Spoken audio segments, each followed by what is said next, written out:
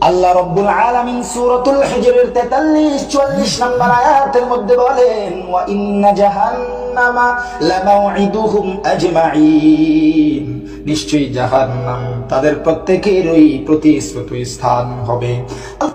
এ বন্ধু, হাফিজের দালালি ছাড়ো। আল্লাহ তাআলা এত নাজ নিয়ামত দান করছে, এত সুন্দর কণ্ঠ দান করছে, কারো দালালি করার জন্য না, একমাত্র জন্য বলি, কারো দালালি করার দরকার নাই, কারো সুর নকল করার দরকার নাই। আল্লাহ তোমার যে সুর দিছে ওই সুরটা নিয়ে সন্তুষ্ট থাকো।